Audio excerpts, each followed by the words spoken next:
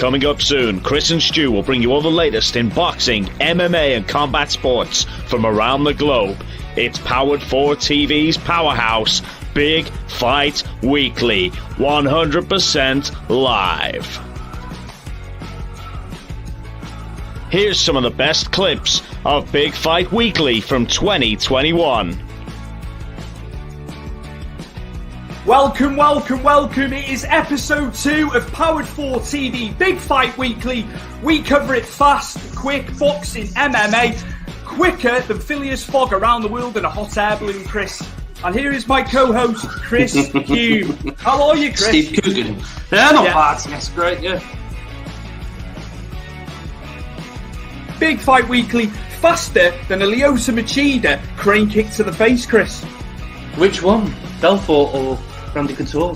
They were both equally good, mate. I was probably gearing towards Couture, but you know he was aging as a fighter.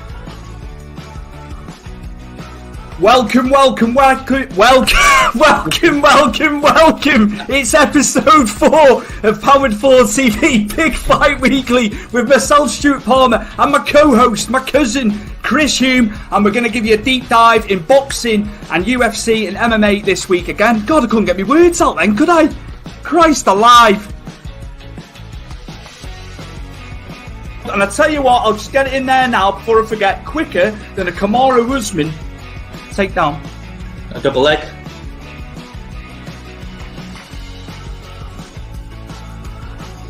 In a few moments, we'll be live in the studio with Chris and Stu.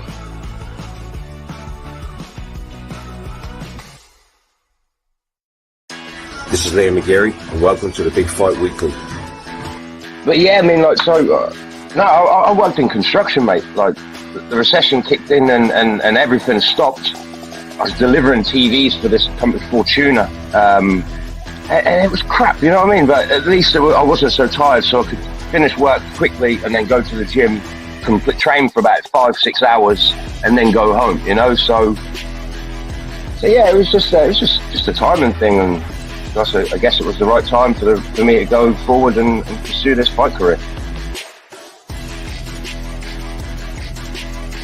Yo. This is Stephen USSR Robinson on Powered4.tv, Big Fight Weekly, for a special fight at Focus with Chris and Stu. Tune in. Boom! And the whole USSR thing was, I think it was just a gimmick where we thought, right, you know, we've turned pro now, let's go off the back of the red and yellow, the Ivan Drago shorts, Rocky wasn't a sensational hit.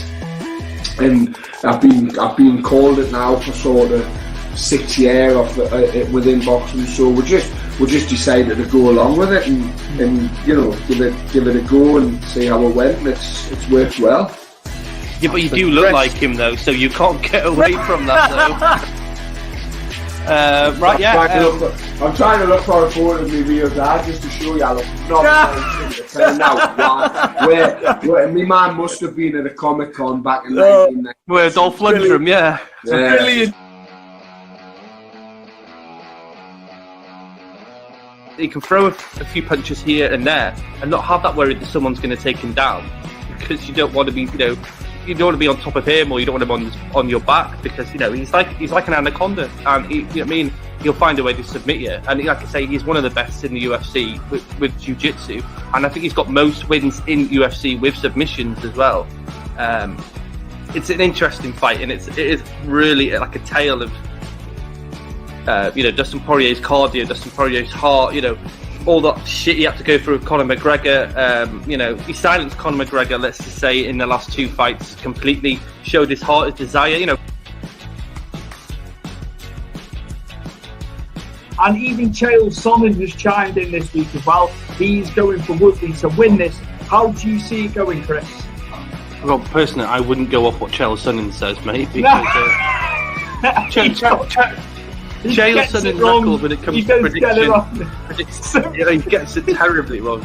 Somebody said that below, but yeah, I'm with Chael on this one, but yeah.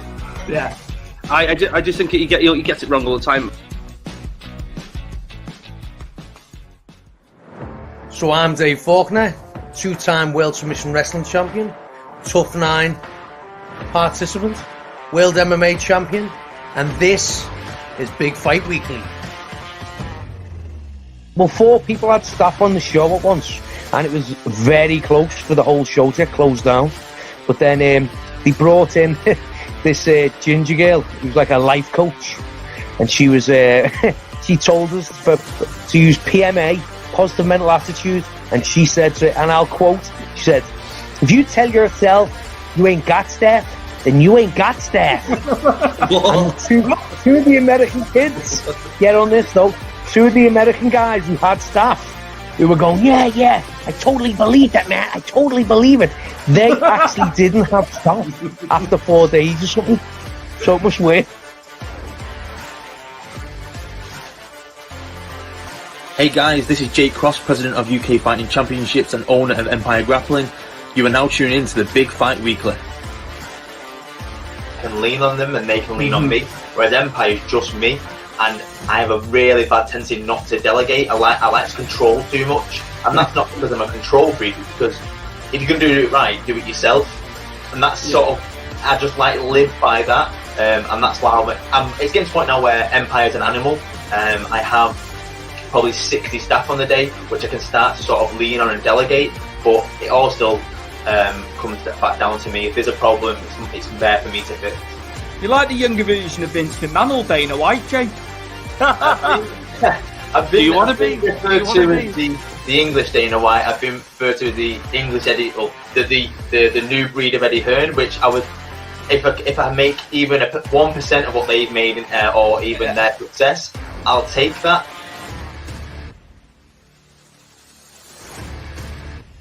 Hi guys, this is Thomas, professional MMA fighter, also ex-professional boxer. Make sure you tune in to Big Fight Weekly this week. Awesome podcast, get involved. Talking boxing, I'm going to say Marco Antonio Barrera. I used to love Ricky Hatton at the time because I was a big British boxing fan. And if I'm talking MMA, then I'm going to go with Chuck Liddell because he's the person who made me switch my boxing to MMA, and I just fell in love with the sport from then. Chuck Liddell when he fought Tito Ortiz, and then I was just, from then on, it was no looking back, and that was a long time ago. I started MMA when I was 31, Joe, so it's like I started late in my career, so I needed to get a move on, so yeah, I couldn't wait around too much to see what was going on there, so I just moved on, and got a few more fights, and then got HD management to sign me up, and a management team, and then they looked after me from there. They got me all the fights, so I had some good management team.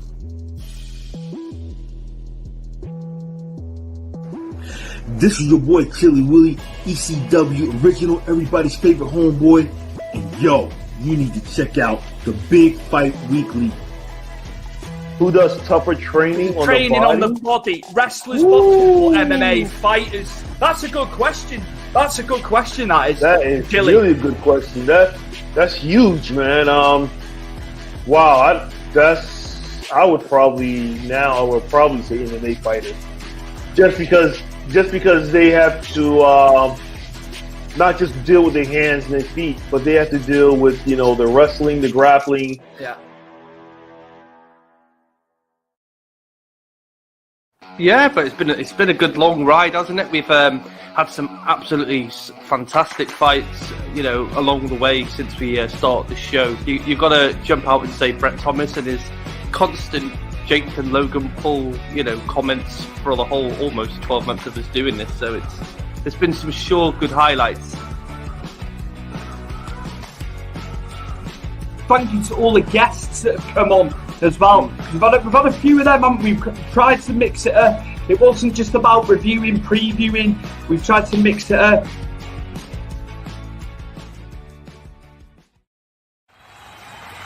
Ladies and gentlemen, it's time for all the latest fight action. Direct from Wales in the United Kingdom, 100% live, it's Big Fight Weekly with your hosts Chris Hume and Stu Palmer.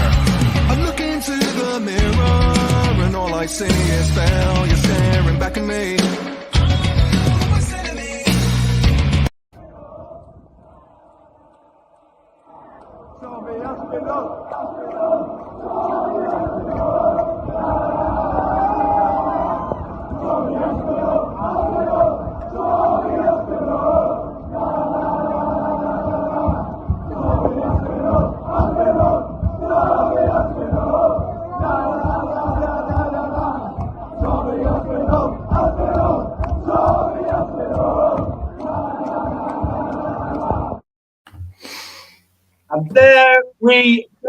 typifies the night that was UFC London. We have had a card since 2019, Chris. And boy, oh boy, did it deliver. This is episode 51 of PoweredFloor.tv with myself, Stuart Palmer, and my co-host and cousin Chris Hume. And I know for one, you were looking forward to this card. Boy, oh boy, did it deliver. Yeah, it absolutely delivered. You know what? Not only just the fights were amazing, Stuart, the atmosphere, the crowd, the things that UK audiences can do in a sports stadium or an arena is second to none. You cannot get that atmosphere anywhere in the world other than the UK. It was amazing. It's just something I wish we were both there to witness it. I know we watched it on the telly, but I'd have rather been there and felt the atmosphere because you could see every British fighter that walked towards the octagon were thriving. They were bouncing. They felt it, and it was amazing to see. And hopefully now we can get more events over here in the UK because our fighters have just proved there is more coming. Absolutely. Fighting on all fronts, Chris. And we've got people, we could have more than one world champion potentially going forward, couldn't we? It's a big possibility, isn't it, off the back of Saturday? Yeah, definitely. But you also got to look at it. And I like this, seeing the different fighters from different counties, countries all over the UK. It's not just England anymore. Over the years, we just saw fighters coming through England that got into the UFC. You've seen Scottish fighters, we've seen Welsh fighters, we've seen Northern Irish fighters, obviously. Everywhere in the UK, you're just seeing bundles of this new fresh breed of fighters that are streaming through MMA in the UK and are breaking their way through into the States, either it's Bellator or ONE FC, not just the UFC, but there's so many out there now that you can get excited, and it's refreshing, Stuart, and I absolutely love it. Can I just say, before we get into Tom Aspinall's massive victory in the main, we've got so much to come. It was great hearing John Gooden back on play-by-play. Yeah. And a great job by Paul Felder and Michael Bisping, of course. It was in the Joe Rogan mold doing the interviews after the DC mold, wasn't it? As well as doing comms. What a great job they did to give it the full, shebang on that London card. Yeah, no, I enjoyed John Gooden. I think the way only missed, and I know Don's watching us over there in the States. I don't know if he'd agree with me here, but it missed it missed Dan Hardy. That sprinkler Dan Hardy. It does. It does. They could have had a four-man move. I know stuff went on with Dan Hardy, which we don't need to necessarily speak about. But a four-man would have worked, actually. Yeah, absolutely. Chris, are we getting on to the man, Tom Aspinall? Yeah, most definitely, Stuart. And we got it right. Amazing. I think we did get it right as well, Chris. As much as Volkov was his biggest test to date on paper, my oh my. It went to the ground. He was fine standing as well. What a performance. Gets the sub. Fantastic, Chris, from Tom Aspinall. And he's definitely a player at the top end, isn't he, at heavyweight, Chris? Well, yeah, definitely. Volkov and Tom alluded it in his post-fight, which we'll get to shortly. Volkov's only been stopped twice in 30-plus fights. And don't forget, Volkov has been in there with the Derek Lewis's. Yes, Derek Lewis did finish him, but Volkov was on top of that until Derek Lewis, his usual monster right hand, caught him. He's been in there with Cyril Gane, don't forget, who's just fought against Ngannou for the title. He's been in there with some of the best in that division, and only a handful of them have actually stopped Volkov. So for Tom Aspinall to come in there and do what he did is phenomenal, and it's an absolute lift off. Remember that time when AJ beat Klitschko? Maybe not, you can compare it too much to it, but it was a lift off. That was a fight that lifted him off. This is a lift-off for Tom Aspinall. He was brilliant throughout that fight, even though we didn't get enough to see. I wanted to see more, Stuart. I want to see him in those later rounds. I want to see him in deep waters. I want to see him how he can get through adversity. But I can't knock him. He's got in there, and it was too fast for Volkov. Volkov couldn't really get too much offense really off. There wasn't much noteworthy, was there, really? I was expecting it, Chris, but it just goes to show how good Tom was. He mixed everything up. Though. Yes. And I said to you about his grappling. We spoke about his grappling. Yeah. I think people didn't really notice too much, know enough about his grappling. They do now. And I feel like any heavyweight now that's going to come across him are going to have to work very hard on their wrestling defense. Because if he takes you down, he's going to submit you. A very Frank Mir-esque. Because Frank Mir was phenomenal on the ground at heavyweight. That's a good parallel. I wouldn't have thought of that, but yes. If he can do what Frank Mir was famed for, and he can carry that on, and he can carry it on into the top 5, yeah, absolutely. What a performance, Chris! What a performance on the edge of your seat stuff. I know most of the fights for the night was edge of your seat stuff, and just incredible in that O2. Bar the people on their phones the whole time. They're not fans. They're not fans, mate. Youngsters in there. It was all for the Twitter and the Instagram. They weren't bothered about the fights, Chris. They're casuals. I'll say it. They still have bloody tickets, mate. I would have fucking cried for a ticket there. They're in the wrong hands. They're in the wrong hands, mate. Totally in the wrong hands, but that's just the nature of the beast, isn't it? Well, Paul Craig has come out in his pre-fight conference and said they have provisionally booked Manchester and Liverpool for this year. Right. So fingers crossed, we can get more events and we can get out there and we can do a live Big Fight Weekly at the arena. I wouldn't mind even paying double. If it was double, I would consider it. It's when they go into like 3-4 times more than what they're worth. But yeah, Chris, more to add on Tom Aspinall, because obviously it was the main event. We want to give him the big rub, don't we, as he was the main event. Look, he took charge of the fight. He did slip. A little minor slip, wasn't it? Were you worried there? I did. My heart went a little bit, knowing that Volkov is accustomed to it. I panicked. There was a little bit of panic. Arse dropped a bit then, did it? Yeah. He's got to get up here quickly, which he did, didn't he? He was okay. Yeah, and he cracked on. He cracked on straight away. Yeah. You used the leg kicks as well. He used them really, really well. So he used them to get inside, because we all know that Volkov's got a very, very long reach. So he used those leg kicks. He got inside, but he mixed it up. And I don't think Volkov saw any of the takedowns come in. When he got them down the first time round, he used that elbow and he smashed him up with that elbow. And it was brilliant. But credit to Volkov, though, because Volkov used the butterflies and got back up. Aspinall to reset himself.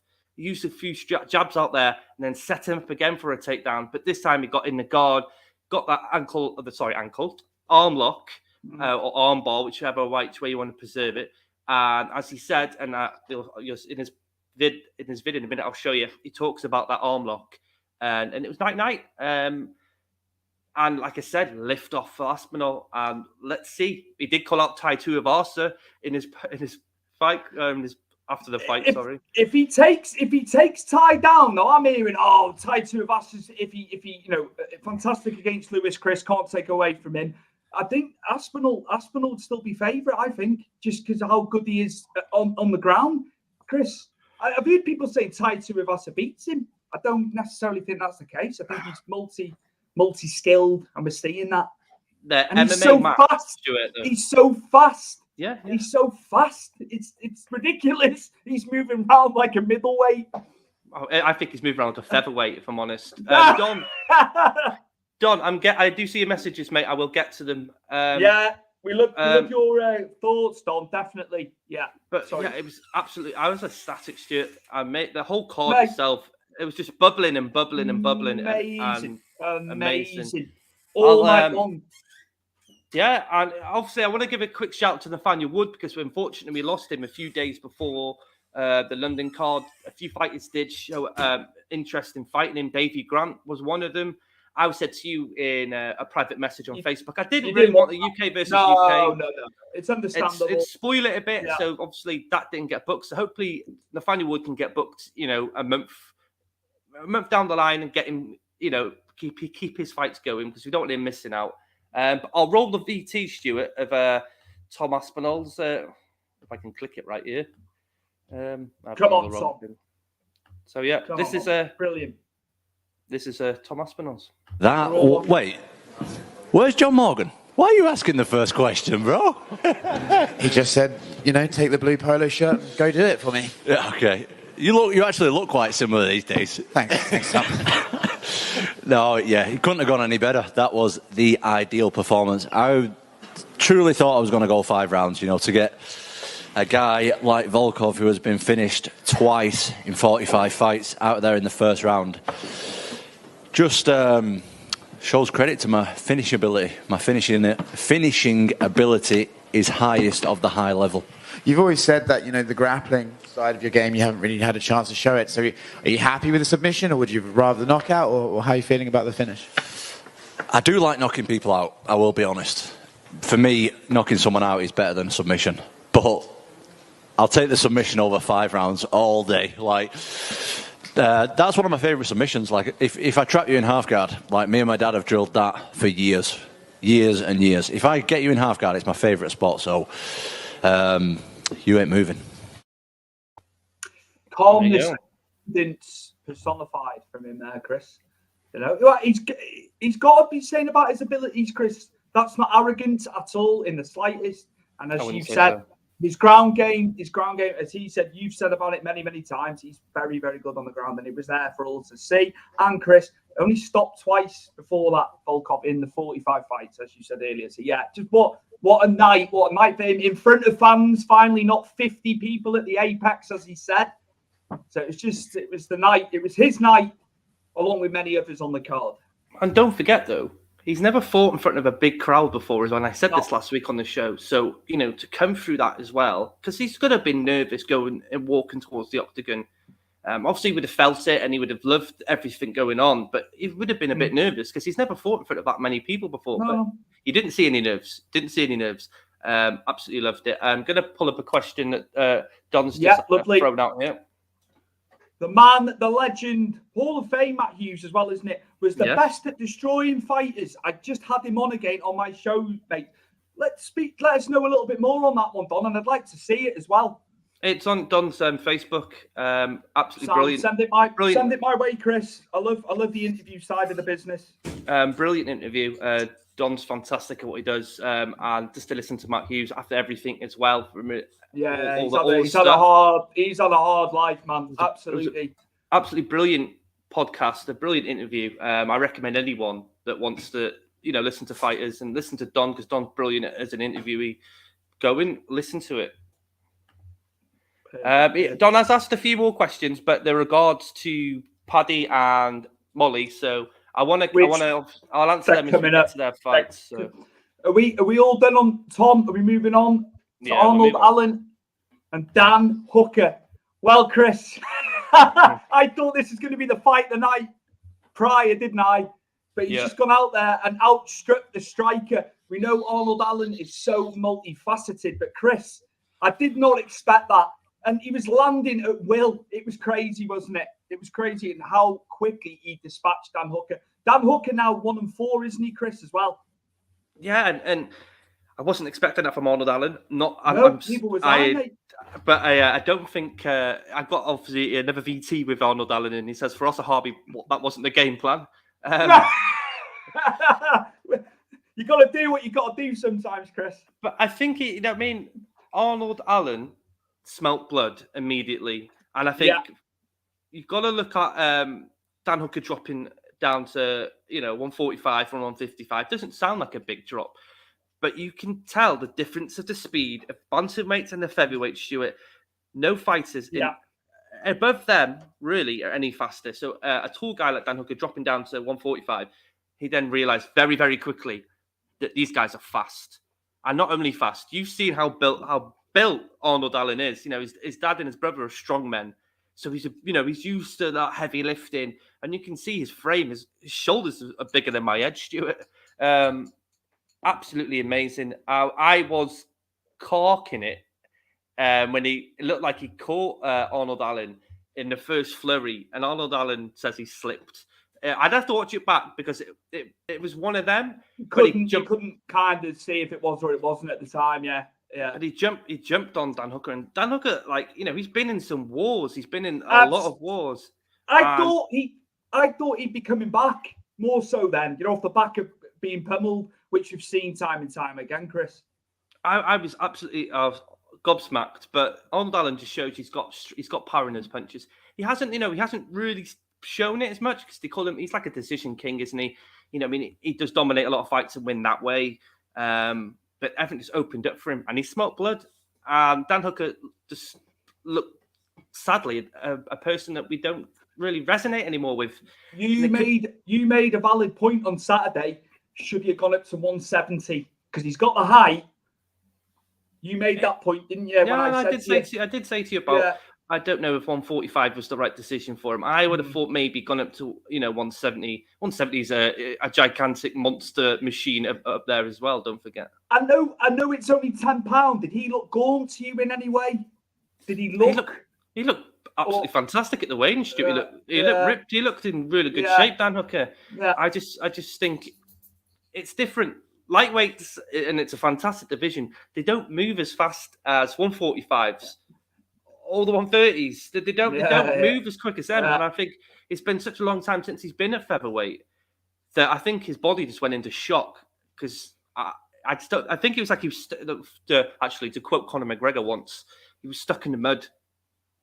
He shelled up, didn't he? Didn't know what to do. He couldn't get out of the situation. And Arnold Allen was throwing and free flowing, going and going and going. I was quite, and we got to say, props for Dan Hooker to stay in the fight because he didn't drop, he didn't go down, but I think he was out on his feet, and I think it was the right decision. There was nothing. He couldn't. It was just, I couldn't believe how many shots Arnold Allen was landing at will. I was like, I think I was more on the edge of the bed because I was upstairs watching it. Karis is going mad. I was, come on! I was just absolutely made up for him. Absolutely made up for him. What next for him? What next for him? I like to ask you this. Arnold Allen? Did you? Yeah. You didn't listen to him on the microphone, there. Oh, mate, I was all over the place because he won. I wasn't really paying attention to the post-fight, was I? Which I should have done. He called out Calvin Kattar, which absolutely makes 100% the right way to go because Holloway's going to get the next title shot once he's fit. We've got Korean Zombie and Volkanovski there really matched up. I think they're matching up Yair Rodriguez and Brian Ortega. That looks like that's going to be put together. So Calvin Kattar is the right next man for Arnold Allen. And the perfect man to call out because he will bring it and he'll real test Arnold Allen. And I think it'll be the most hardest test he's had. Dan Hooker was a test, but Calvin Kattar's a natural 145er. Yep. And it's a big fight for him. And I look forward to that being put together. Your man Isaac has posted something as well. All right, Isaac. Alan finished him faster than I had time to crack Coke in a tinny. Bloody hell, mate, what's your personal best on opening up a beer? For it be faster. It'd be faster than that, mate. I think Dan Hooker looked like a teenager. Looked ill, mate. Well, Isaac, you know about bodies, the fitness he looked side. good in the weigh-ins. He looked really good in the weigh-ins. Yeah, Isaac, you're clued up with that because you obviously do weights and stuff, don't you? Do training. Hooker is a beast, but honestly has peaked. Thank you, Don, Chris. Yeah, I know. I think I agree. I think the wars have caught up with him. I was going to say, not just because you've said it, I thought that as he had too much the in wars that have way. caught up with him. Yeah. The sad thing is now, I couldn't tell you. Go on. He's in a rock and a hard place. That's what I was going to say. He needs a win. He needs a win, Chris. Yeah, but he would have lost his ranking now at lightweight, right? Yeah. So he'd have lost after this fight, and he won't be right now at featherweight. I think he would be reasonably matched though. But the thing is, where does he go? I can't, honest to God, tell you off the top of my head who I'd match him with because after seeing that, I worry to see if he can keep up with pace with majority of anyone in that top 10 because they're all quite, they're all fast in that division. They're all difficult. I think he just needs to probably take some time away, find himself again, and make a massive decision because I think this next decision Dan Hooker makes is going to be like really important, especially for his fighting career. But top man, it was amazing to watch in at lightweight. He had some good wins. He beat Gilbert Burns, Stuart. Mm-hmm. He finished Gilbert Burns. You tell me, other than Usman, who's done that recently, nobody. It's a huge, it's a huge victory on the resume, isn't it? If you look at where Gilbert Burns is now and who he's facing up the weight, it's just it was just colossal. I couldn't believe it. It's like holy shit, he's doing it on the. He's going for a strike. He's going for the striking. It's I think he's had a good camp over here, considering he couldn't go to TriStar because of COVID. It's worked for him, hasn't it? It's worked for him. But he's trained with some beasts, though. He's trained with Leon Edwards. I know he trained with Jai Herbert, which we'll get to as well on this card. Yeah, and, shame for Jai Herbert. Yeah, but he's trained with all the elite we've got over here. So, he's not missing out too much. Yes, Farosa Harvey was over here. So, he did have Farosa Harvey's mindset and everything. And he was on video call when he wasn't here, wasn't he, before he got in? They were showing him the drills, weren't they, and all that, how he was getting on, so he could critique it. So, they made it work, didn't they, Chris? Right, we'll jump over to Arnold's VT. Just over here. There was even a moment where you kind of dropped to your knees for a second and launched right back and put Hooker on the rope, so to speak. Just talk me through the chaos of that and obviously a game plan kind of goes out the window in a scenario like that, or correct me if I'm wrong.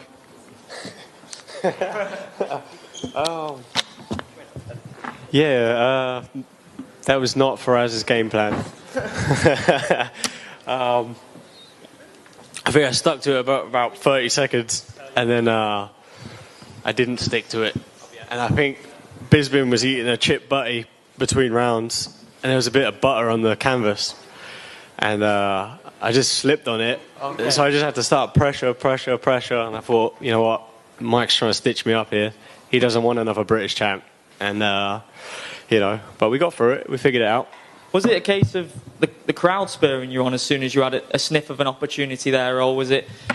Did you know that as soon as there was an opportunity to finish that you would have took it with both hands? Because the speed in which you reacted to him dropping the guard and showing that he was hurt was unbelievable. No, not in a bad way, but I didn't really notice the crowd. I get like a tunnel vision where I'm just, I'm looking at my man and seeing what he's doing. And I don't really usually react in emotion, but I saw the opportunity, so I took it. That's a fair assessment. He can do it. He can talk as well. A lot of people, he's not that way, but no, the grease off the chip Bertie as well. Yeah. That was good. I like that. So yeah, just amazing. Going back to Dan Hooker there, Don Maguire, he'll be cut if he doesn't win his next fight. Don, I was going to good question for you, Don. Then I can't really figure out where and who UFC are going to put Dan Hooker with. Do you have anyone in mind? Do you think they'll put Hooker with in his next fight? I honestly can't really picture one for myself. Let us know what you think, mate. But yeah, there you go. Listen, Arnold Allen, if you saw that picture, Stuart, in that video, look how massive his bloody shoulders are, man. Beast. Big, it's man. in the genes. It's in the genes as well, Chris. But yeah, 5'7", 145, perfect. It's just absolutely perfect. And yeah, just mass. There's a mass there, isn't there, for that size? Muscles on top of muscles. The only worry I have is with Arnold Allen is when he gets up to the elite level in this division, is that body and that muscle mass going to be a problem going into deeper rounds? And I'm talking not 3-round fights, 5-round fights. Yeah. When there's a lot of pressure on him. Is that I know he's not going to go hell for leather like that in most fights. That one that Dan Hooker, I think, was a bit more of a one-off. I think for us, Harvey would have been, well done on the victory, but don't fight like that again. It could be suicidal in other instances. Well, you try and do that against Max Holloway.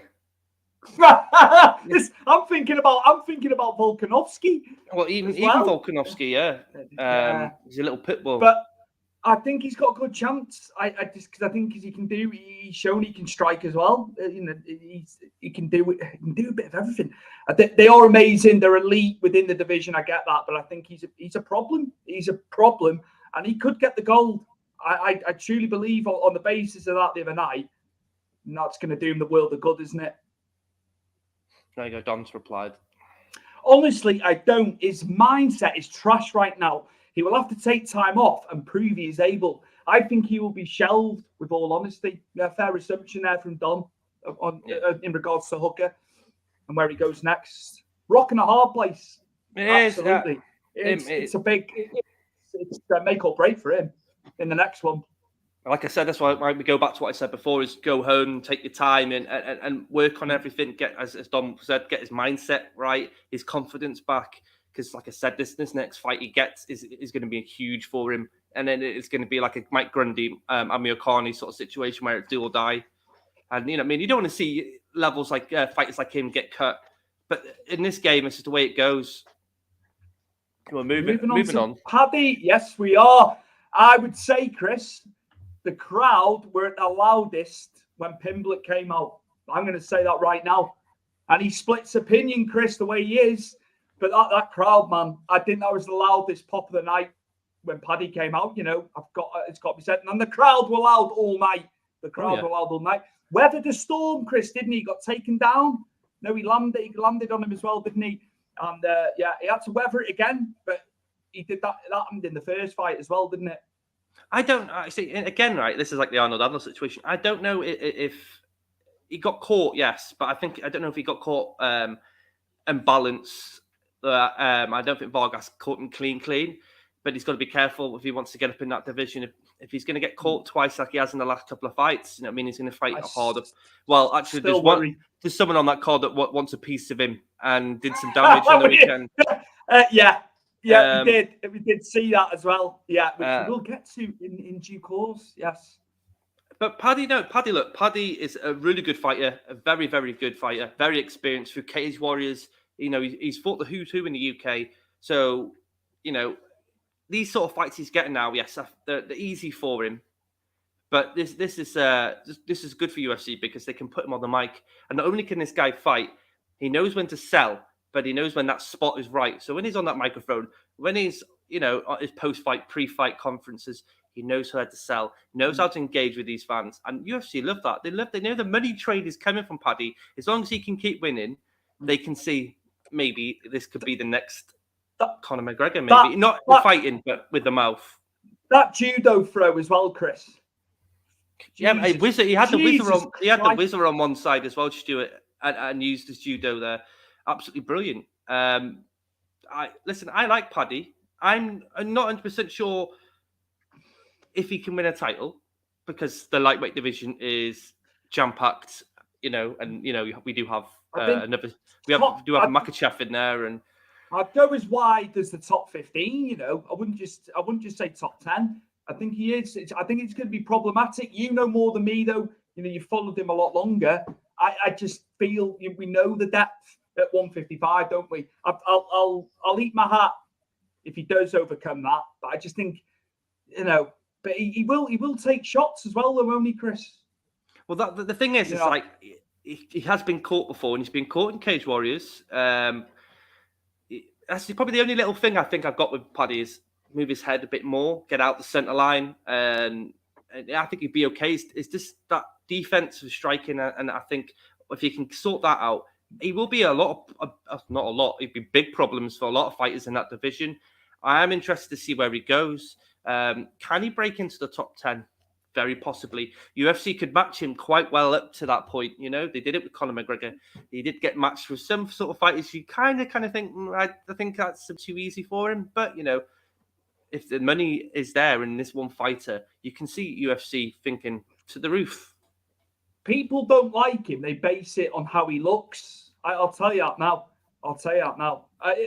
I'm just being honest, but they don't know his credentials. They don't know enough about him in the fighting sense, Chris. I don't like the look of him. That is, isn't it? A lot of people are like he's shit when they don't actually know he is. You know, he has got the tools. Don McGuire.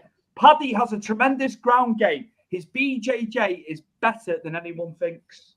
And the only thing is, a lot of people aren't going to realise that until it's too late. I watched Paddy through Cage Warriors, phenomenal on the ground, submitted pretty much everybody. As he says in his VT, which I'm going to show in a bit straight, he wanted to do a flying triangle. Imagine doing a flying triangle instead of a rear naked choke. That would have exploded the crowd. I like Paddy. There's a lot of things with Paddy that he just needs to tweak. Just a tiny tweak, not massive. Just that striking defense. And I think he's going to cause a lot of problems. Don's put another one in here. I will put money on him getting into the top 10. So yeah, Don, you're opposite to me. You feel he can do it, right? Yeah, I'm not 100%, but you know, you've got a lot of knowledge, Don. So I appreciate you saying Don's that. Got loads of knowledge. And Chris knows better than me. I'm sure he thinks he can do it on his day. It's doable. It's because of the way he looks. I tell you, that's why a lot of people don't base it on him as a fighter. But you know, you only have to go and see what he's done in the build-up. He can talk. The guy's a talker. It was a bit minging with the burger, and he's talking while he's eating. But it's all part of it. It gets people talking, doesn't it, Chris? It's a money thing.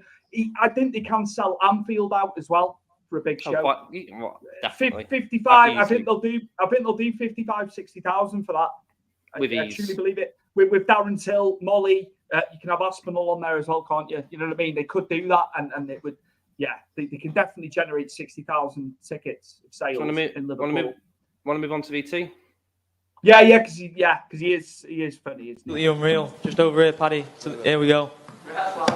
Congratulations on an absolutely massive win. Let's go. What was that like in there, from the entrance to the celebration after? Just talk me through that. I was gangster. Yeah, I was sick, lad. I said what was going to happen, lad, and it happened. I looked a bit shit at the start, like, but, you know, I'm never in a boring fight, am I?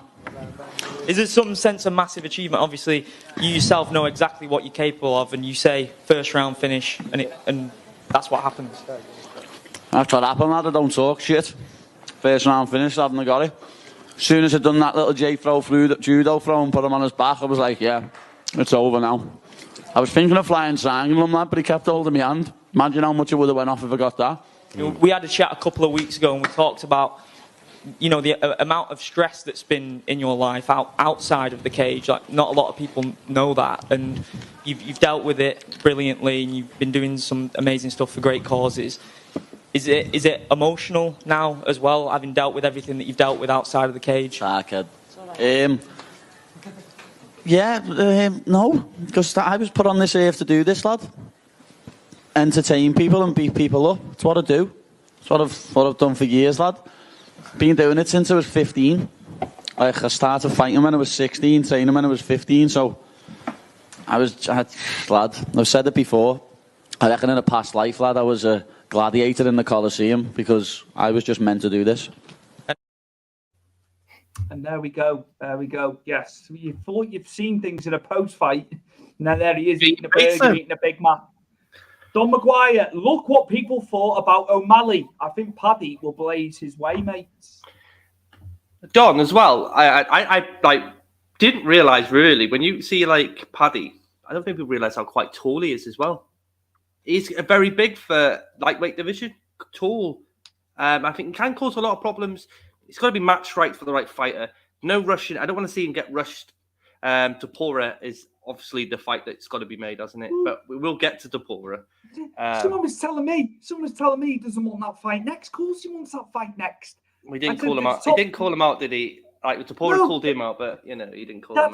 That's the one. We've had all the shit earlier last week. Get it booked in. It has to happen now. Has to happen. We'll get to Tapora in a bit. Got anything else? Yeah, even got the crowd singing. You know, for the 97. Brilliant, you know. He told fuck off the Sun, fuck the Tories. You know, just a typical Scouser thing. You know, we have family, so we know. And he called out Zuckerberg as well because of his Instagram getting blocked. Yes, he did. So he's called out a lot of people in that in this post fight, didn't he? But yeah, absolutely brilliant. The only way is up for Paddy. Let's just see where he gets matched, and let's hopefully we don't have to wait too long. A lot of these fighters need to be fighting again soon. Really, keep that momentum going. Absolutely fantastic performance. The Paddy Pimblett train continues and returning, as you say that, after an 18-month layoff, it is Gunnar Nelson at welterweight, Chris, and he got the rounds in, didn't he, in this one against Sato? Just too strong on the ground for me, Chris, which we already know that's his wheelhouse, isn't it? But good for him to get the rounds in. I thought, Chris, after a long layoff. Oh no, definitely. You know, Sato, I don't know what his game plan was in that fight because there was no really offense, was there? It was survival mode pretty much for the whole 3 rounds. Gunnar Nelson had his back for all 3 rounds. You know, he was trying desperately to open him up to get that rear naked choke. Sato, unfortunately, did really well. Well, unfortunately for Gunnar Nelson, he did really well in keeping those hands, you know, away from his neck. It's just unfortunate for Gunnar Nelson. I think we would have loved that finish. But again, as you just said, 18 months off, 15 minutes in the bag. That's really good for Gunnar Nelson. And to see where he goes from here now, Stuart. Interesting. You know, obviously he's had his ups and downs. He's had his injuries. He's very highly touted when he first came into the UFC, and I know how good Gunnar Nelson's BJJ is. Stuart, second to none. Not a lot of people in the UFC are as good as BJJ as Gunnar Nelson. And hopefully he can, you know, get his confidence and reform himself and, you know, take another crack at the lightweight and go for, you know, a run. Absolutely. You know, it's great to see him back with John Kavanagh in his corner as well. Gunnar had gotten a second breath after his loss to Zach Cummings. Which is an interesting one because I would have had Gunnar Nelson beaten Zach Cummings, which is one of them, really. MMA math, though, isn't it? A fighter can beat this guy and then this guy can beat that guy. It's madness. That's why we love it, though. Yes, like it throws up those variables, not a question. So yeah, perfect for him in terms of rounds, wasn't it? I think he was looking to finish it. I think, wasn't he? He was trying. It was a good one for him to get back into the promotion, wasn't it? Back on the win column. I don't think Sato's a UFC fighter, though. I'm not. No. Sato, he didn't come to fight, did he? He came to survive. There was no really any offense in trying to win the fight. Yeah, it's hard if you're stuck and you've got Gunnar Nelson with a body lock and he's got hold of you. But there was nothing. There was nothing there. There was no when he had him standing up. There was nothing. But props to Gunnar Nelson. Absolutely. Anyone's fight when the door closes. Yeah.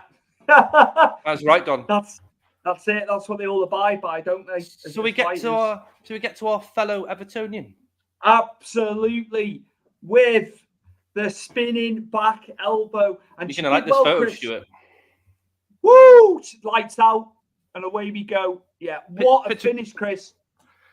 Yeah, picture quality obviously isn't great, but you can actually see in the top left-hand corner that elbow. Absolutely sweet perfect. on the button. Yeah. Absolutely amazing. Look, I like Molly McCann. I was a bit skeptical because I thought I said Carolina might beat her in this fight. I hold my hands up. I was wrong. I thought that Carolina would sort of hold on, take all the pressure that Molly comes in. She's like a battering ram, Molly McCann. Fantastic boxing. You can see the head movement. She can take a punch. But I thought Carolina might try to use a bit of grappling. And try and take her down. Didn't work because Molly McCann did some crazy sort of wrestling move, isn't it, really? When she got hold of her and dropped her on her back. Like a backwards fireman carry, really, wasn't it? But the first round was explosive. She went at it, and you could tell that she was so galvanized by the crowd. I was surprised that Carolina stayed in the fight. Because I was worried about her getting inside because of the 7-inch reach, but she's like you say, she just goes in, all guns blazing. The reach didn't matter, did it, Chris? It didn't really come into it at all. The way she was landing, and they were clinching as well, weren't they? There was a bit, there was other stuff going on within that fight, but the reach didn't matter. It wasn't any part of the fight, was it, whatsoever? Carolina was trying to clinch her up, and you could see more so towards the second round because I think Carolina had a better second round. I think Molly sort of slowed down a bit, trying to catch her breath because she unloaded a lot in the first round. And don't forget, Molly's first round was amazing. Combinations, she was going body head, and the speed of her punches were absolutely fantastic. Second round, I think she sort of that all caught up with her, caught her breath. I think you probably say Carolina might have edged the second round. The third round comes around. And that elbow, Stuart, good night. And it wasn't a fluke elbow, Stuart. She worked that one out. She knew. When she comes and tries to clinch with me, I'm going to spin. And there's a moment just before she delivers that elbow, Stuart. She's already thinking, I'm going to elbow her. Just very quickly, Stuart. If you watch it, there's a second stop where she's thinking, everything's clocking in her head, and bang, good night. See you later. And then she is what sets off the O2, Stuart. That fight then just puts everyone into a frenzy. The crowd goes nuts. It's absolutely amazing to see. And being a fellow Evertonian, Stuart, obviously we didn't have the greatest Sundays with our football team, but I don't think she cares now. But yeah, what of a performance. I'm ecstatic for her. I just hope now she can keep this momentum going and crack on going forwards and, have a really good go at this division. Don, have you interviewed Molly? Is that what you're trying to say? But Stuart, we've had a few comments from Lewis as well, but one's to do with Mr. Paul Craig, obviously. Yeah, we'll get to Paul Craig. And then he's also said about Paddy. Is he Scouser? Is he? Yeah, he's a Liverpudlian. He's a Liverpudlian, Lewis. Yeah, don't we know it as well? But yeah, Chris, are we moving on? Are we, lad? Yeah. Well, I've got a BT for. Get the fire up. That was an over here. Wait, lads, wait, yeah. Yo. What's happening? Unbelievable finish. You have needed a viral moment like that, and that will long live in the memory in the UK MMA scene and the worldwide MMA scene. Just talk me through that fight, absolute war, and a finish to match. Watch you get ready. Yeah, do you know what I mean? I've had viral moments of me talking about having a bevy, which nice one day, you know. But I done the bit. I absolutely smashed it. Done what all my coaches have said. Sorry, I'm just getting ready so I can go watch him. Done everything that I've done for a lifetime of learning MMA, and I'm not going to break down the normal meatball, be absolutely in bits now, but you know what? That's where I'm supposed to be. It's the performances I'm supposed to have. Me and Paddy Pimblett are going to change the game. We're the second go at the British invasion, after we had Brad Pickett, after we had Michael Bisping. It's my time. Was the belt a planned thing that you went and grabbed, or was that something you just saw and was just like, right, that's my I just time? rolled with it. Come on, me and Patrick don't plan nothing. I just rolled with it, I seen it, I thought, oh, friggin', I'll just run with this. Do you know what I mean? So I literally ran with the belt. And there we go. I love it, mate. Love it. Brahma Bull-clad Under Armour trainers as well there. Good nod to The Rock, Dwayne Johnson. But yeah, confidence is there, Chris, isn't it? You know, she's had a couple of losses since she's come over. She's, one fight into the 4-fight contract as well. So she needs a big test again now, Chris, because she's come in like a steam train now, isn't she? After a few setbacks earlier on in the UFC. You call Paul Craig the Renaissance man, because obviously Paul Craig came in and suffered a couple of defeats before he came into UFC. And then after that, he found himself, realised what he needs to change. I think Meatball Molly has done the same. She's had a few losses. She's figured out what she needs to change, and she's in a great gym at Next Level in Liverpool with Paddy, as she said. Listen, I'm looking forward to see who she gets matched up with next, and just everything about her. I think she's brilliant, Stuart, and I suppose her being an Evertonian is a tick for me anyway. Absolutely, and she said in the documentary on BTO how crap we are, and she's like, what it's like to be an Evertonian, so she gets it, and she said, we need to bloody win something somewhere down the line. I feel her pain. But heart on her sleeve, and yeah, just a blockbuster knockout there with that spinning elbow, man. Moving on, Stuart, to another blockbuster knockout.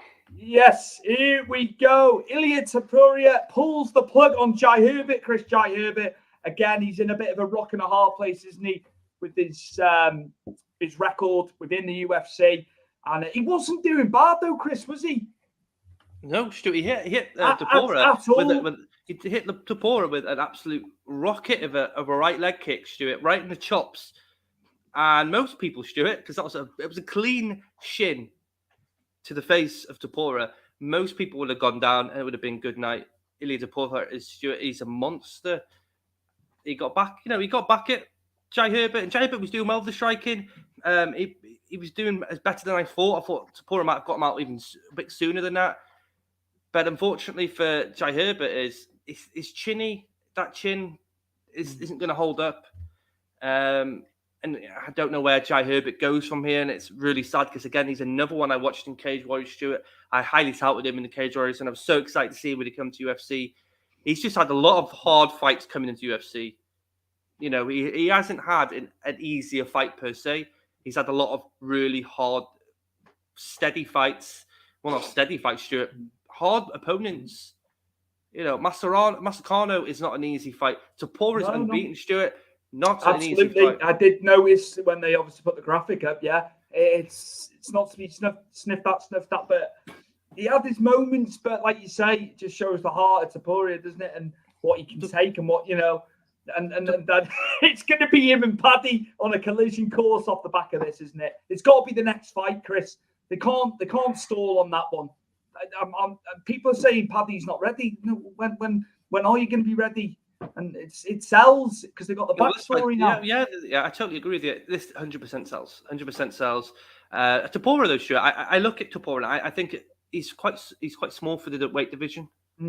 I think he's another one. I think maybe down the line. 145 would be perfect for Topuria, and I think he could be a beast there. If he can get past a few people and he starts meeting the higher, the world class to elite level fighters, I think his size he's going to struggle with certain people. But I think at 145, Topuria would be a beast, and he would I think he'd put a lot of people on notice in that division.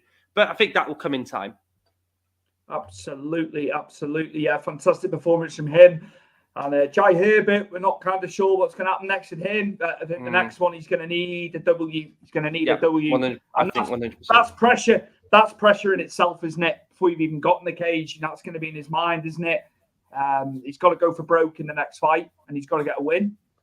Yeah, 100%. Right, moving on. Are we moving on? Yeah, because we've got quite a bit to cover, haven't we? So yeah, we're going to go through these ones pretty quick now. Makwan Amirkhani chokes out Mike Grundy in 57 seconds, Chris. You knew when that was in tight, didn't you, Chris?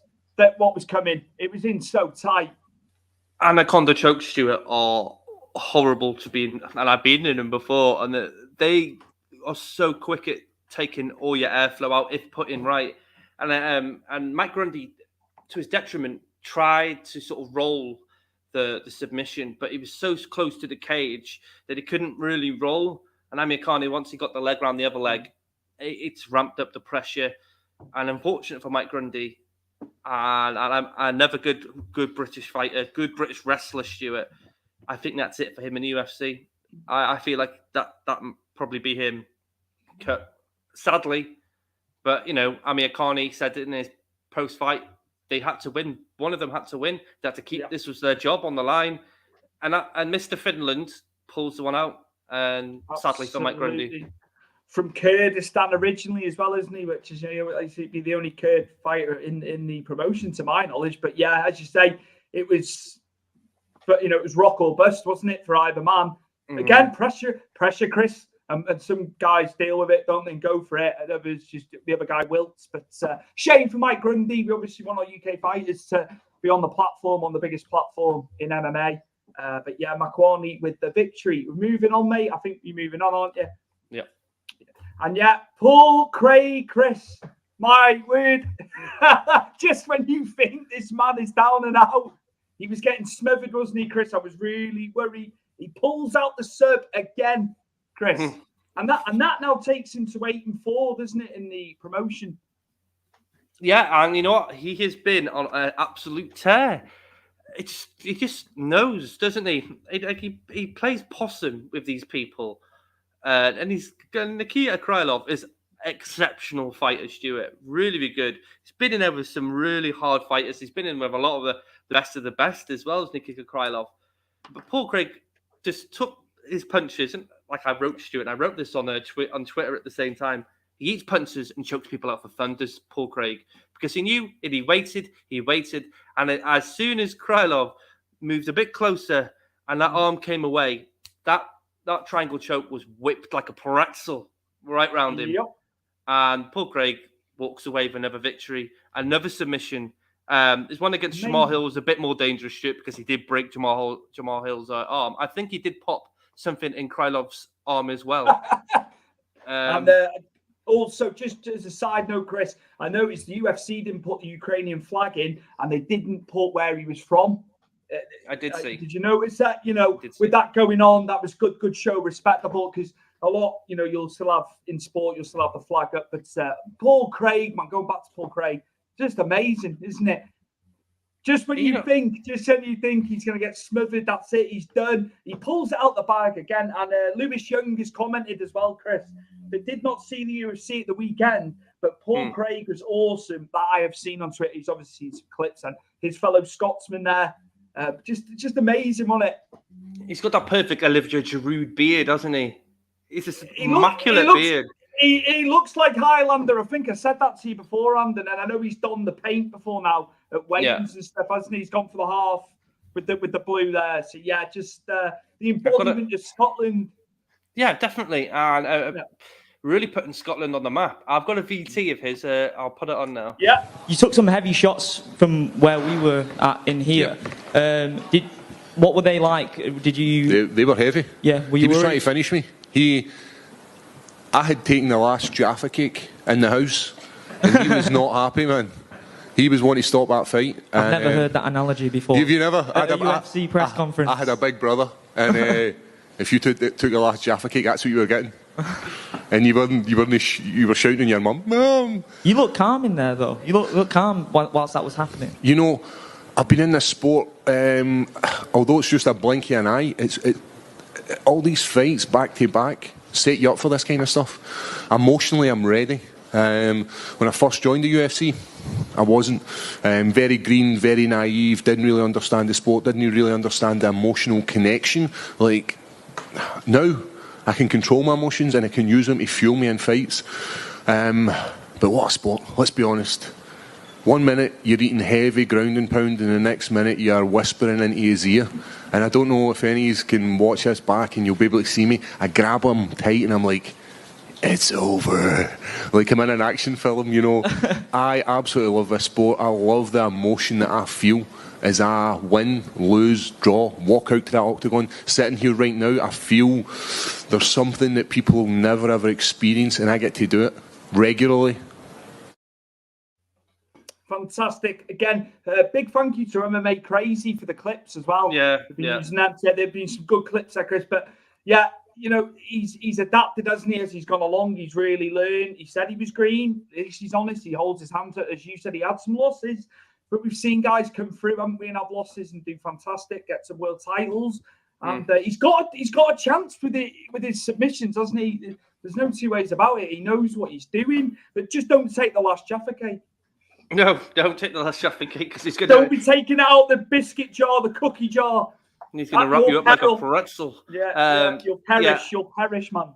Look, I loved it. I think his analogy is brilliant. I had to watch back the fight after he said about he pulled Nikita Krylov in and it's over to him. It made me laugh. And then I watched it back and he does pull him in, you know, to tighten the triangle choke. And then you could just envision him telling him down his ear, "It's over." Brilliant. Fantastic win for Paul Craig.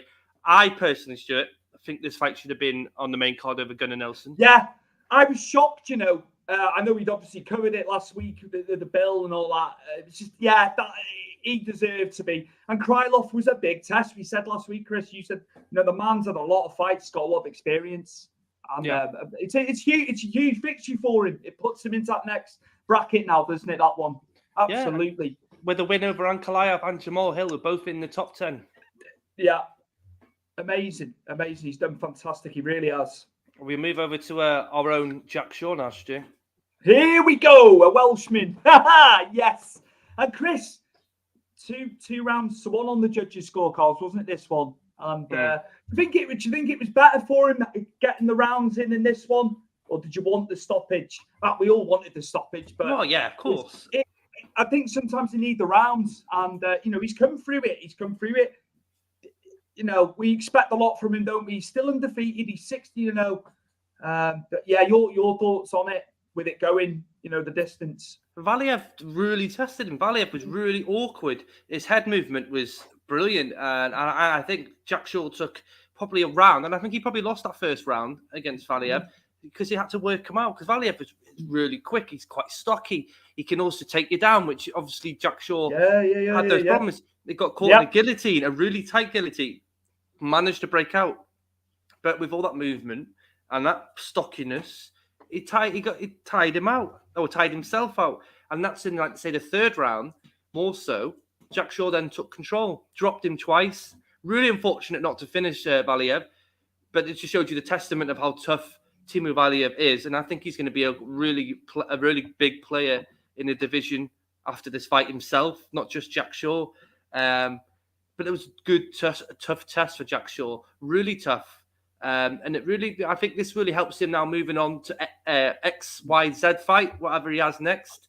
He didn't have as much control of his grappling like he has done previously because Valiev was really good and, you know, countered a lot of those grappling exchanges for himself and got Jack Shaw down. But Jack Shaw did perfectly in lots of different ways to get back up.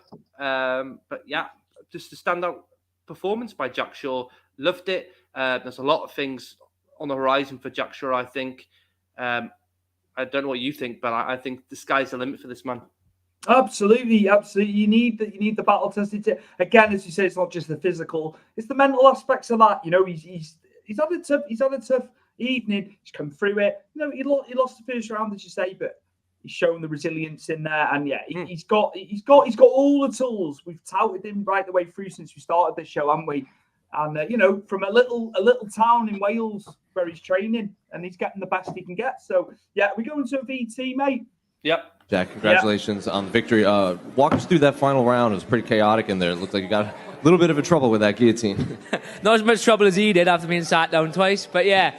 No, it was close. It was right under my neck. It was squeezing a little bit, but I knew if I stayed in half guard that I'd be all right. And I thought that, and the next one I knew it started getting tighter and tighter, and I could hear the crowd react, and I just thought, well, there's no way I'm tapping in front of these lots. So it was like, you're either going to get out or you're going to go to sleep. And next one I knew my head popped out. So, but yeah, it was close. It was close, but not close enough. So overall, pleased with the performance, even though you did get into some of those situations, like you mentioned, getting stuck in that choke. Say again. I was overall pleased with the performance, even after getting stuck in those chokes. Yeah, I mean, a little bit slow to start. He was unorthodox. I knew that coming in. Took me a little bit longer to get a read on him. He changed his angles and his attack up a lot. But yeah, once I sort of found I could feel him getting tired. I know I got a good engine, and I could hear the corner saying, keep the pressure on. I could hear him getting tired, and I could see him slow him down, especially going to that third round. I sort of guessed it was one each. I thought, just keep the pressure on. I said yesterday, if I keep the pressure on anyone, they'll start to show cracks, and minus the guillotine. That's what he did in the third. And then you mentioned those fans. In fights in Las Vegas, you don't really see full venues this early on the fight card. It seems pretty full out there from the first fight. So what did you make of the crowd? Yeah, they knew the tank was on early, didn't I? I told Dana if you want him in there from the start, put me on early. But no, that's the UK crowd feel. That's wherever you go in the UK, wherever the card is, wherever it's strong, weak, they show out from the first fight past fight, and that's why it's one of the best places in the world to fight. So. Another one who could have been on the main card, Chris, quite easily, but there was that many names, and they wanted to showcase some more because it's been so long. But yeah, I did like that as well. Without the guillotine bit, I did drop him twice. And he talks well. He does talk well. He's got a good he's good, man. I've got a lot of time for him. I think just a good showcase for him, and there was a bit of everything in that fight. Absolutely. Yeah, definitely. We'll move on to our next fellow Welsh lady, Stuart. Yes, Chris. Young Corey McCann is still only 22, but at least Reed, Chris, you did say she had a good shot of winning this one. But a split decision victory. But yeah, Chris, your thoughts on this with our very own Welsh lady, Corey McKenna? Listen, she's very promising, Corey McKenna. Another one I watched through Cage Warriors, Stuart. Ecstatic to see another Welsh person, be on the UFC stage. Unfortunately, I think time away has probably not helped her here. She's been away and hadn't been able to get a fight. I think it's about over a year she's been trying to get a fight. Hasn't got one. She got one now. A bit rusty. It happens. I think the sky's the limit for Corey McKenna. I think she can do bits in this division. I think it's just, she's got to get a bit more fights. I hope she gets a quick turnaround and she can prove how good she is. She's very good. She's just unfortunate. Ellis Reed was very good at popping that jab out, Stuart. That right hand was causing McKenna trouble, and she kept them walking into it, unfortunately. And I think that more or less racked up the points for Elise Reed in that fight. Yeah, Corey McKenna had takedowns, but I don't think really they score for those sort of takedowns anymore. Maybe back in the day, you could win a round with a takedown. Not so much now. It's just one of them. Listen, the sky's the limit for the girl. I think she will definitely come back stronger, better, and I can guarantee you now she'll win the next fight and she'll go on a bloody good run, and she'll fly the flag for us Welsh people, like Jack Shaw, and it'll all be well. They can go back to the drawing board, but they can't. Do you know what I mean? They can work out, where it didn't happen for her. But yeah, split decision in the same token, and she's got years ahead of her because she's very young to be in that promotion at 22.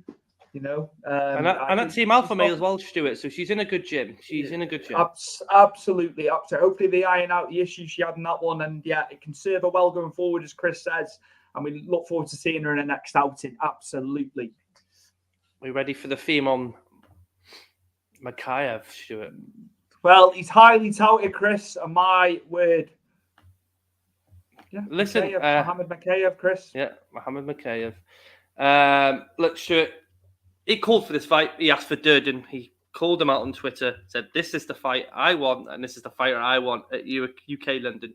He got it, and he over-delivered, didn't he? He over-delivered. This is the youngest fighter on the UFC roster. and he said in his VT, Stuart, he's going to be the youngest father in the UFC. So, madness for the guy. He didn't show everything. There's so much more to show for Makayev, and you will see it when he gets into a bit more battles and a bit more weather-tested fighters where he has to dig in deep. You'll see the wrestling, and he's got phenomenal wrestling. He's Dagestani Stuart. They're all good at wrestling. He's got phenomenal striking. The knee that he set up, was absolutely fantastic. He saw Durden very quickly duck his head, boom with the knee. Durden obviously tried to grab the leg, then being a wrestler, and then the Dorse choke comes in. And, Durden did do well to fight in amongst the choke and the Dorse choke. But every time he tried to sort of escape the choke, Makayev was just leaning, and then it just got tighter and tighter and tighter. And Makayev blew top off the O2 Arena. He got everything going. And it was fantastic to see. I'm really happy for the guy. I think he's got so much potential, this lad. You're going to see maybe this could be the next guy that wins the title. Maybe not now, but I'm thinking 2 to 3 years. You'll see it. Who next for him? Who would you like to think of now? It's flyweight, isn't it? So I couldn't really say without looking at the rankings, really. I think, no, you're not going to throw him into the top 15, are you? Top 20, maybe, top 30. Give him another fight, a couple of fights then, and then he gradually moving towards the top 15, the top 10, and so on. The sky's the limit. We don't need to rush him. I think we should just enjoy him. Yeah, slow and steady wins the race, doesn't it, Chris, sometimes? Yeah. Yeah, absolutely brilliant, Stuart. Love the card. One of the best cards I think I've seen UFC put on in a very long time. There was a couple of boring fights, but that was it. But every fight was amazing. Hey, you can go through a full card and they're boring. So, we'll take that. We will take that because it just... What a night, what a night. You keep saying about it. And we've said it about UK crowds across MMA and boxing. There ain't nothing like it. And, I know there's some fantastic crowds in the US. But when we're on it, I'm telling you, we're the best. We're the best. Nobody supports their own better than, I think, Irish people and the English. Nobody supports their own any better than those two countries. Loved it, sure. Absolutely loved it. I wanted more. A bit gutted that it ended so quick, the main event with Tom Aspinall and Volkov. But I want to be there next time we get a card over the UFC. Hopefully we can get tickets. Hopefully it's towards us in the north. And, just more of it, please, Dana. Absolutely fantastic. So hopefully Liverpool or Manchester, as they are saying, 10,000 in Liverpool, though, and then 20,000 again at the MEN at the Manchester Arena. So, we look forward to that. What a card. And we had to give it the full rub because it was just fantastic, amazing. What an advert for MMA and UFC, amazing. Eddie Hearn was there as well. Anthony Joshua was there as well. Yeah, they're all in there, weren't they? It was crazy. Rooney, Jeremy Piven. Yeah, Gary Neville was moaning money. Why were people at the UFC? Why is Ralph Ragnick gone to the West Indies for the cricket with England? Back in my day, they didn't go. You didn't do all that. Well, I think time to change. He's off. I'm not agreeing with Gary Neville on that one, Chris. And they're not allowed to enjoy themselves. Well, but the way he was saying and giving off on Twitter, you're not allowed to go to every sporting event if you've got free time to do it. But that's a story for another day.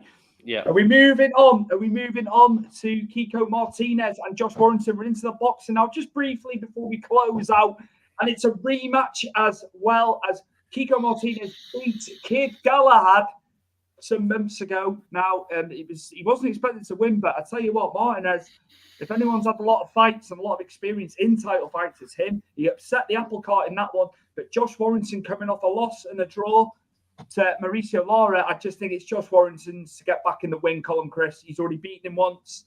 Went over the 12 rounds. But this is Josh Warrington. Again, I've got to tip my hat to Martinez. He's coming in to the Lions Den. He's had a lot of fights over here, title fights in the UK. Spanish, it's not really famed for shows over there, is it? But he's not one to, if it's a fight in UK, he'll come. That's where the money is. But it's Josh Warrington, Chris. It's Josh Warrington to get back and get his title back as well, because he did have this belt. Mm-hmm. Well, good luck to Josh Warrington. An English own, isn't it? As you say, I think we've watched back on the Kiko Martinez fight with Josh Warrington before when we've covered Josh Warrington. So I mean, he's got that feather in the cap where he's beating the guy. So you got to look at it. I look at it as the pressure for the guy to win the fight after he's lost the first fight, isn't it? Really. So all the pressure's on Kiko Martinez to win this fight, even though he's the champion, but he's been beaten by Josh Warrington before. Yes, that's going to play a factor, Chris. Do you know what I mean? It has to. As much as he'd be saying, I'm going to go in there and do it. And he's a come-forward fighter. They'll be slinging. Warrington's not really known for power. He has got a few KOs on the resume, but Kiko Martinez did stop kick Galahad. I mean, Josh Warrington's another level. He's had title fights, he's had numerous title fights.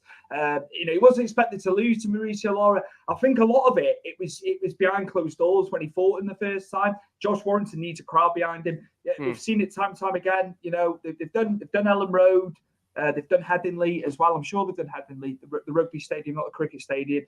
He needs a crowd behind him. The first direct arena there in Leeds, it'll be fantastic, as it always is. And yeah, he needs to get this title back, and it might lead to fighting Lara again, I should imagine. But can't knock Kiko Martinez, Chris. He's been in so many big title fights over the years. Carl Frampton, he's fought in. I could name a list.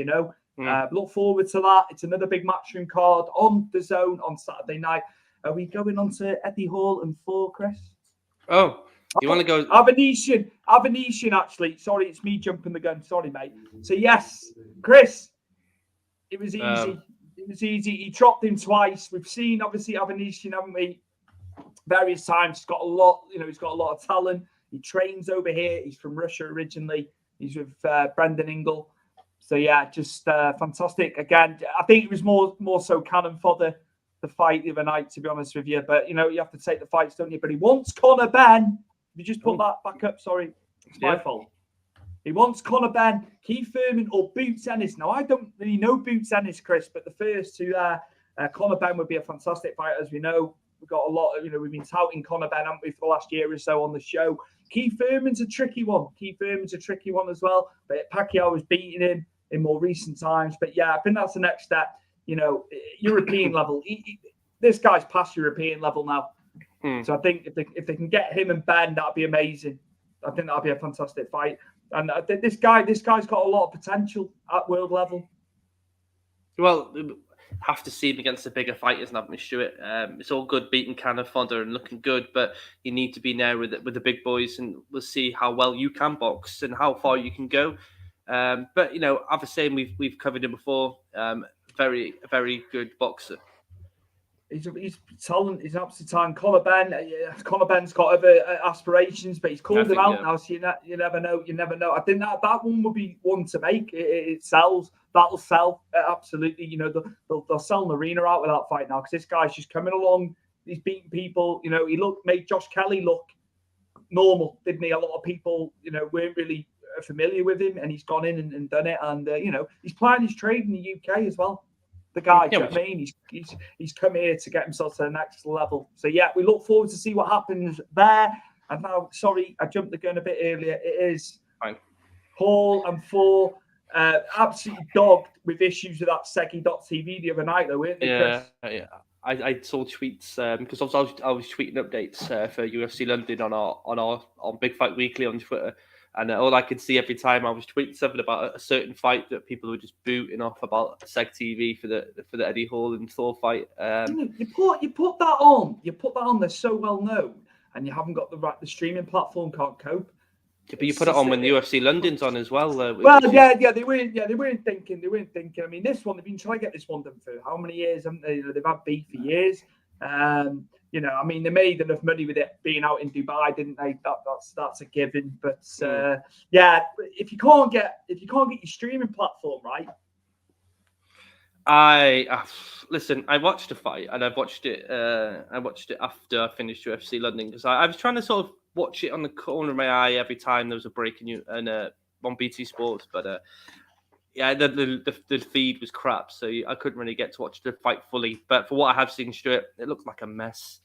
It's like to me, it's to me now, and I feel like they're giving anyone who's famous a boxing fight now, and I can't be bothered with it. It's boring. Stuart. No, it is. Mate, you know what I'm like. You know what I'm like about boxing, being the purist that I am. It's crazy, but to give it away for nothing, Chris. I think they ballsed it there as well. They would have got pay-per-view revenue off that. They would have done just the basis of the names of the two guys and what they're known for. They probably would have made more money.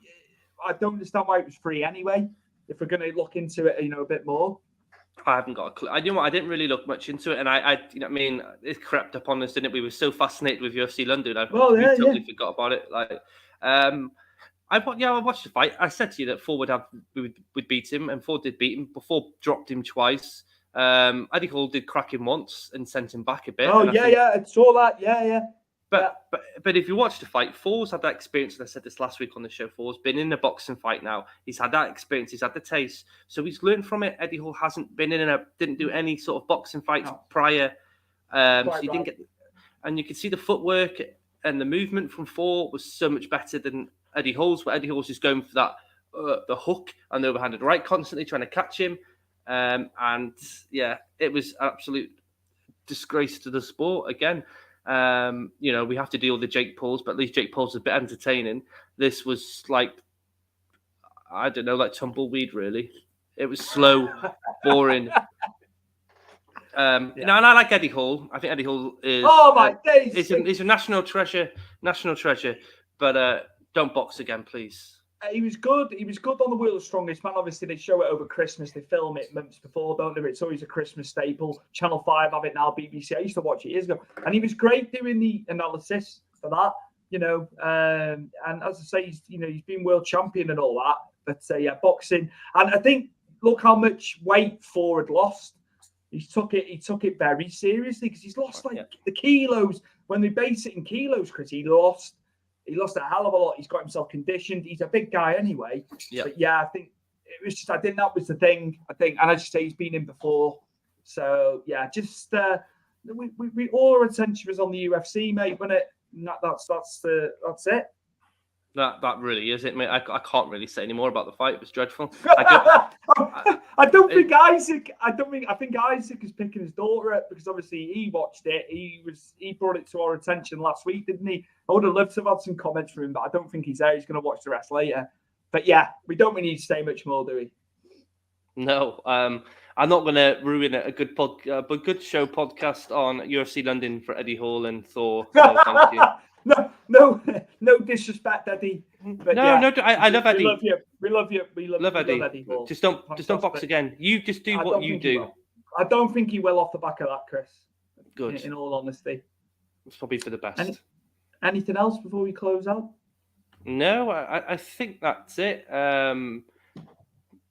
haven't had any more comments since Don wrote about the knockout of Molly's been on his Facebook page. If you're interested in Don Maguire's Facebook page, search Don Maguire on Facebook. He's got his own podcast. It's really good. He gets some really good fighters in there. The Matt Hughes one he did recently was absolutely brilliant. I'm going to check that out. I want to hear that. Yeah, I want to watch that.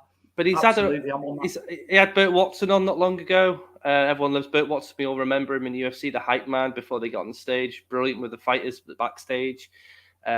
He gets on a lot of really good, interesting people, and the stories they tell is fantastic. So I highly recommend it. And if you are listening still, we want you on this podcast at some point as well when you're free. I've got a lot of conversation. We've got a lot of things we want to ask you.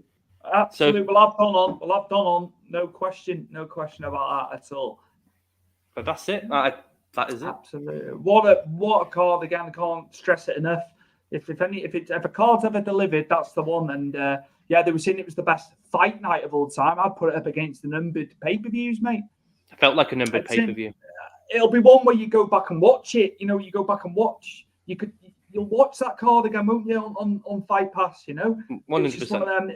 It was amazing. It had everything, all the different ways you could win a fight, and it had it in abundance. And for the most part, how many UK fighters won? Do you know what I mean? It was high, wasn't it? And we had a couple of losses, but they pulled it back, didn't they, Chris? As you said, the tide turned, didn't it? I think it ended about 7-3, didn't it? I think, all in all. Which is fantastic. It's amazing. So, the British are coming. Absolutely. Keep an eye out because they are absolutely. And this has been episode 51 of Stu's. It's not your podcast. Powered for fucking hell, Chris. I'm doing you a disservice. Powered4.tv, Big Fight Weekly. Chris. And we also anything and also in association with Sports Social as well. Yes. Well done for bringing that in. I made the balls up at the end there, but yeah, Sports Social Network as well. There's a host of podcasts on there, isn't there, Chris? They got a lot of content. Lots of whatever genre of sport you're into, isn't it, Chris? Yeah, they've got you covered. Got you covered. We've got to give them the rub. Got to give them the rub, absolutely. And also for old podcasts, old shows, or if you want to keep in contact with me and Stuart and you've got more questions about certain fights coming up, boxing, MMA, please. Our links are down below. Please do it. We need more of it, Chris. Look, we've had so many good comments today, and it fuels us, and it gives a different perspective. We all look at it differently. Please comment. Even if it's after, wherever you listen, view, wherever, the socials, please.